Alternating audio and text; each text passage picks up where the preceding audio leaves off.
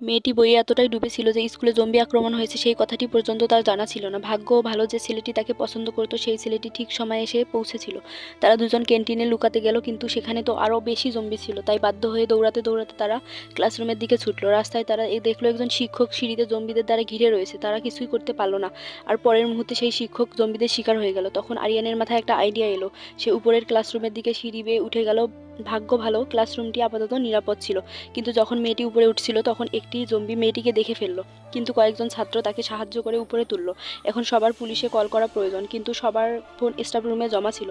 ঠিক তখনই কেউ একজন এক মেয়ের ব্যাগে একটি ফোন দেখে, কিন্তু সেই মেয়েটি তো এখন জম্বি হয়ে গেছে। মোবাইল আনলকও হচ্ছে না। অন্য একজন সাহস করে ফোনটি তুলে নিল এবং জম্বির মুখের দিকে ধরলো ফেস আনলকের জন্য।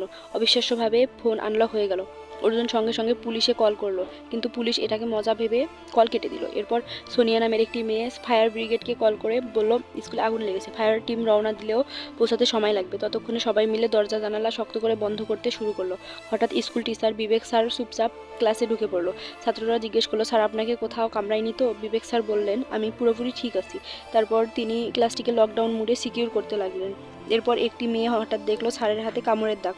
তারপর কি হলো জানতে কমেন্টে নেক্সট লিখুন।